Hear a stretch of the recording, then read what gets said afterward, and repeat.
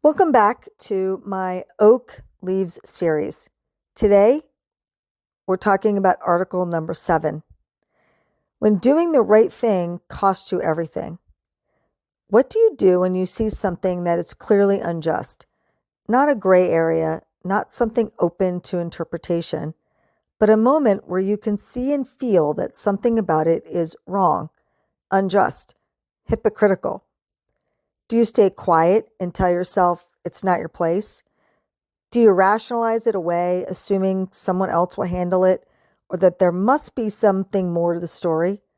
Or do you feel something rise up inside of you that doesn't give you the option to look away? Something that says, I have to say something. What happens when you believe you're doing the right thing and you trust that fairness and logic will prevail, only to find yourself on the other side of it, alone? This is the part of the story we don't often hear much about. We talk about courage. We admire people who stand up for what's right. We point to integrity and conviction as markers of leadership. But we don't always talk about the cost that can come with it. The quiet cost. The kind that doesn't show up as an argument or a dramatic fallout, but as something slower, more subtle, and sometimes more painful. I've seen this play out more times than I can count, both in my own life and in the lives of the leaders I've worked with over the years. People navigating career transitions who can't quite understand how things unraveled so quickly after they spoke up. Leaders who once were seen as strong and capable, suddenly labeled as difficult or disruptive because they challenged something that didn't sit right. Individuals trying to reconcile how doing what they believed was right somehow positioned them on the outside looking in. We see versions of this everywhere, in whistleblowers who take on powerful institutions, and people who leave relationships that no longer align with who they are, and those who speak truth in environments that aren't ready or willing to hear it. There's often a moment of clarity, a decision to act in alignment with that clarity, and then a consequence that lingers far longer than the situation itself. Those moments don't just pass through us. They leave something behind, an imprint that shapes how we approach the next time we're faced with a similar choice. An imprint that can quietly ask, is it worth it? This is where I want to introduce you to another part of me, another addition to my Oak Leaves series that makes up the foundation of the Living Oak leadership model. This model is how I work with others to help them uncover the parts of themselves that often unconsciously drive the bus of our personal and professional lives. Her name is Boss. She's 17 years old. It was my senior year of high school, a time that is supposed to be filled with a sense of excitement and possibility. I was surrounded by friends I had grown up with, some since elementary school, a popular athlete, and I was beginning to look forward to what came next. College was on the horizon, and for me, that meant leaving home and heading south 7 hours away into something entirely unknown. I named her Boss because I had stepped into a role that felt necessary. It was a role I assigned to myself because it felt like someone had to take charge of the emotional landscape my whole family was moving through.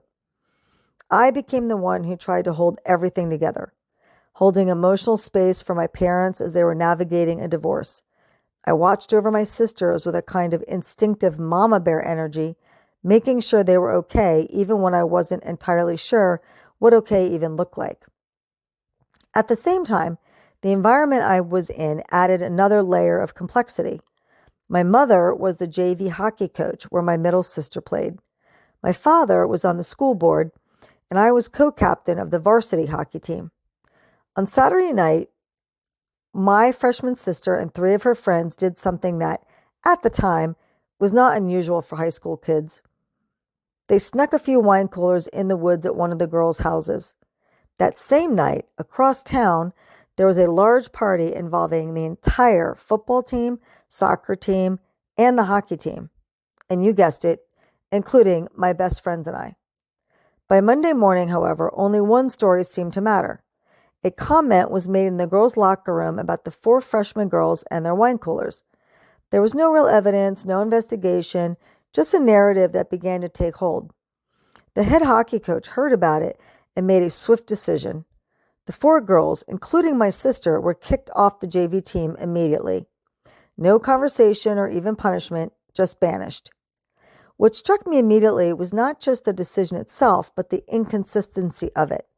Something that had not happened on school property, something that was based on hearsay, something that was clearly not isolated to just those 4 girls, was being handled as if it were. When I heard about it, I didn't pause. I didn't weigh the long-term implications or consider how it might come back to me. I'd already been living in a role where I felt responsible for protecting others, for stepping in when something needed to be addressed. And this felt like one of those moments.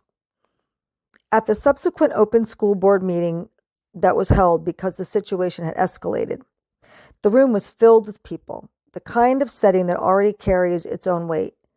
My parents were both there, sitting on opposite sides of the room, navigating their own separation in a very public way. I stood next to my best friend and co-captain, feeling the intensity of everything that had been building in my life. When the moment came, I stood up and spoke in front of 300 people, in opposition to my co-captain and just about everyone else in that room. I made the case that this decision was going to stand, that it had to apply across the board. The football players, the soccer players, the hockey players, including me and my friends, because all of us had been at that party.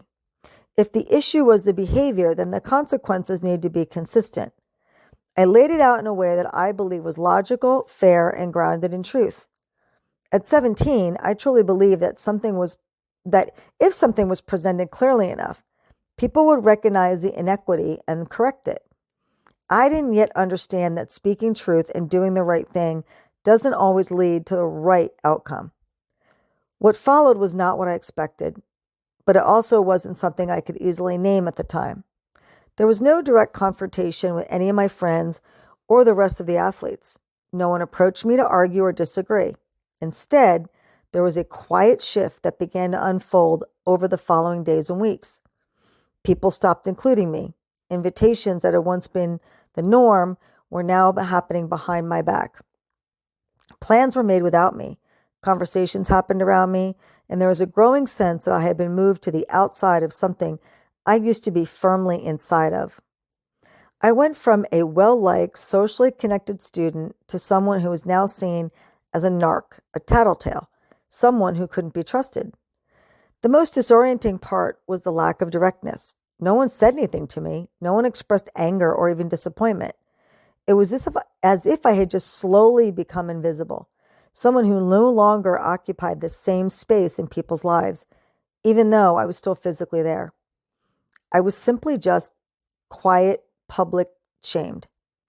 I went from being someone who felt connected across different groups in the school to someone who felt entirely alone within it, to being the outcast. I was also still navigating my family falling apart, preparing to leave for college, and trying to make sense of a reality that no longer felt stable. That moment imprinted something deep. Initially, the situation activated my fight trauma response. I stood up. I used my voice. I challenged what I believed was unjust. But what came after wasn't a continuation of that energy. It was something entirely different. At the time, I didn't have the language for it, but years later, I would understand it as a secondary response to this trauma, the faint response. Not just freezing, but disassociating, stepping away from the intensity of what I was feeling because it was too much to process all at once. Just like 10-year-old Opie first learned to handle the emotional overload by checking out of her body, this was yet another example of how I learned to numb myself from emotion by disassociating entirely from my body.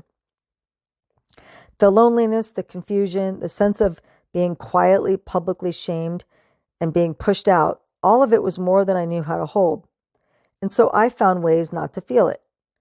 The years that follow reflected that. My focus shifted toward anything that could create a sense of control or numbness. An eating disorder began to take hold. Over-exercising became a way to channel what I couldn't express. Alcohol helped quiet what was still there underneath the surface. Boss didn't disappear after that experience. She simply adapted to what she had learned. She learned that speaking up could come with a cost that extended far beyond the moment itself. She learned that being visible, especially in challenging something larger than herself, could lead to being isolated. And she carried those lessons forward, shaping how I approach similar situations for years to come.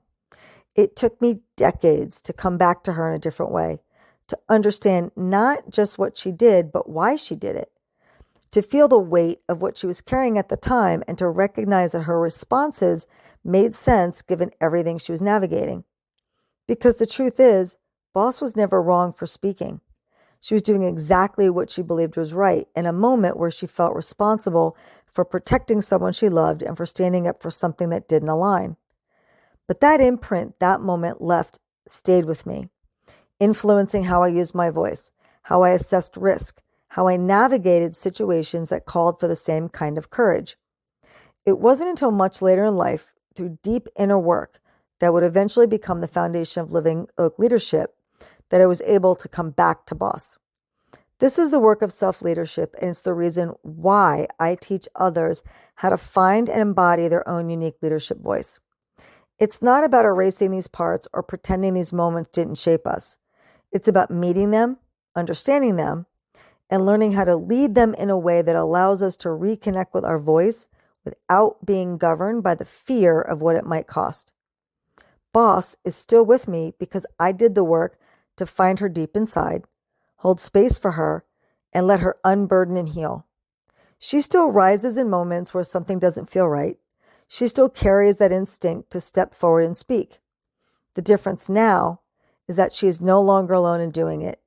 She can hold big space for herself. Now she is not only self-led, she leads with certainty and confidence.